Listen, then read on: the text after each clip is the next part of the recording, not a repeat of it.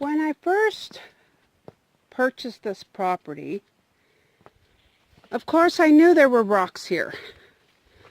I came with a realtor and we walked to the outbuildings, we walked through the house, we looked around a little bit, but most of the land I never walked on. And of course I never dug anything. The focus was on the house and the outbuildings, and the area around the house and the outbuildings. But there was a lot of land that I never set eyes on until after the papers were signed. And I was aware of the rocks on top of the land and that there was quite a few rocks on top, on the surface. But I really wasn't aware of how many rocks were here. Because it's just not the surface. It's just not these big, huge rocks on the top of the surface. And it's not the little rocks that are scattered everywhere. But underneath the dirt, sometimes it's right at the top of, there is no soil in some areas, but in other areas, when you dig down into the dirt, between the dirt and as far as you can go, which averages between 2 to 6 inches. Really don't go much farther than that. Once you get down that far, what you hit is sheets of rock. And I honestly don't know how many acres. I'm sure there are cracks in the sheets, but it's just massive.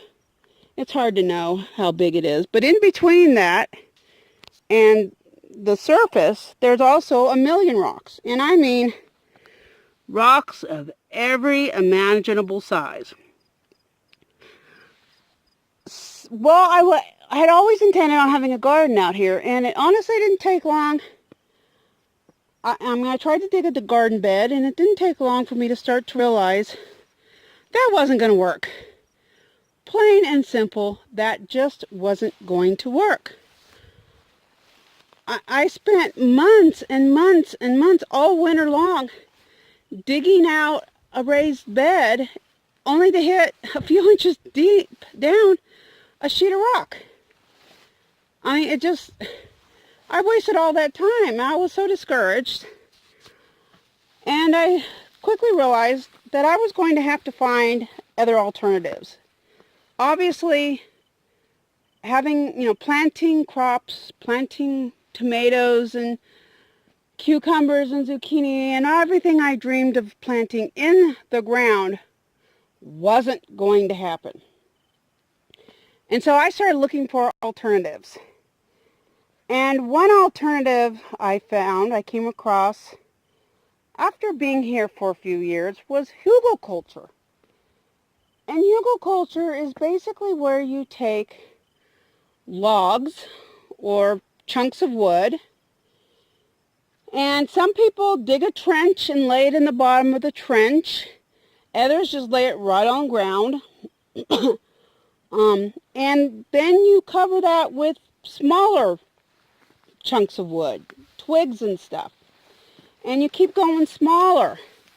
And then you get to leaves, wood chips, sawdust, straw, hay, old straw and hay.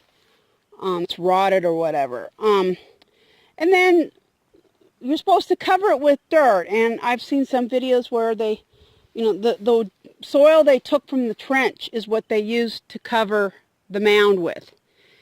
And it was a written document on hugelkulture. They actually, brought in soil from elsewhere to cover their mound, and then they immediately planted in order to kind of hold the soil together, hold the mound together. And the idea is that the wood will soak up all the moisture. When it rains, the wood soaks up all the moisture and it becomes just bogged down with water. And then during the dry periods, it slowly releases that moisture. And so you never have to water your hugel mound because it's always staying moist naturally, which is, if you're in an area where you have to haul in the water, that's a good idea. Another use of hugel mound is if you're wanting to make swales where you want to stop the water. Maybe you're on a hill or a slight incline or whatever, where the water will run down the hill when it's raining, and you want to stop that rainwater so that you can use that rainwater naturally during dry periods to grow crops. And an artificial hill, Hugelkulture is basically an hill you make, will do that. And so there's a lot of different reasons why people do this. And it does work. Everything I read, people do have success. There are some issues with it.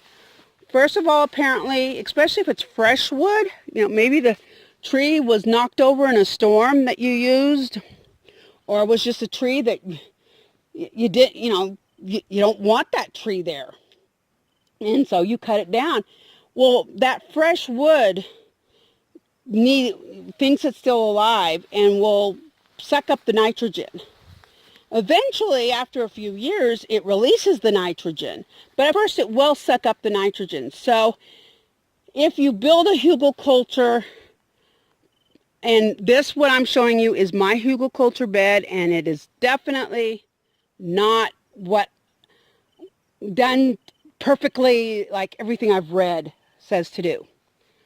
But if you do it perfectly and then you plant immediately, you start just loading it up with, summer vegetables, to grow in and stuff, you're going to have to add a lot of nitrogen because the plants won't do well otherwise. So that's just something to keep in mind. Now with me, when I first learned about hugelkulture, I got really excited because, number one, all this wood will naturally, very slowly, but naturally decompose. It's like a big compost pile, but it's using wood. And so, in this area, and I have this all over the place, is these massive rocks. I mean, massive rocks. I'm not going to pick these rocks up. There's absolutely no way. It's just physically impossible.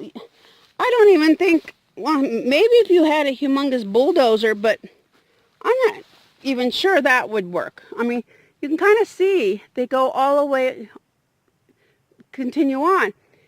And all under this entire mound and you can see part of one right there. It's these huge rocks. And I mean, this is a hill. This rock is at an angle. All these rocks are just piled on top of each other. You can see them going down the hill that way. I mean, they're huge. And nothing was growing here because obviously, the grass is growing in the soil. It's not growing in the rock. And so I started thinking this is an area that I hope to one day have a goat paddock, a nice huge goat paddock. Don't have the money. It's going to cost a lot of money for the fencing, and I want to have a barn, a milking area and feeding area. It's going to cost some money, which I just don't have at the moment. But that's a dream, and it's been a plan for years, and I decided that this place right here would be a good spot for a hugelkulture bed. It's totally on solid rock, so nothing can grow on here. And I thought, well, if I make a nice big mountain, a hill, the dogs and some breeds of goats, not so much Nubians, but a little bit Nubians, but definitely Boers and other breeds, they like to be high.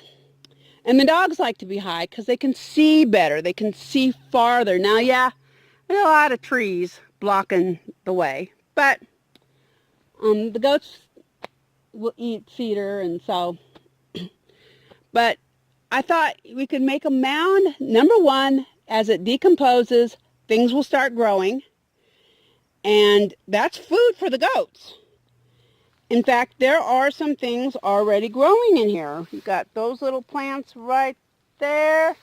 And I'm not sure where this vine came from, since I never throw food scraps in there. All I can figure is I do throw the hay with the chicken manure and the goat manure and the rabbit manure and maybe some seeds from, cucumbers or pumpkin or whatever. Got mixed in with that. There's a prickly pear leaf. Here's another view of the prickly pear. I really need to get gloves on and try to pull that up a hoe. Things are beginning to grow. Obviously, there is some soil. Here's a bunch of dirt right here that I dumped over here. But there's not a lot. Oh, here's some more little grass right there and there. I need to throw a bunch more hay and stuff over here. Maybe this fall. Oopsie. The grass is so tall here I cannot see where I'm even stepping. But hopefully, maybe this fall in town, I'll get bags of leaves and I'll be able to, just cover this whole thing with leaves, which decompose quite quickly. But I just want you to think about if there's a spot in your area where this might work, and maybe like me, here's some more rock right here, more of the rock that I'm covering up. But maybe you've got issues like I do, an area where a hugelkulture mound would really be beneficial, but maybe getting materials to do it perfectly is an issue. Well, who cares? It doesn't have to be perfect. I started out with a fallen tree from a neighbor over 100 miles, around 90, 100 miles away from me. I believe it was a pecan tree. Started hauling that here. In town, when trees would be pruned, I'd grab the brush and haul it home. I've been given bags of grass and leaves, hauled it home. Whenever I clean out the chicken coop or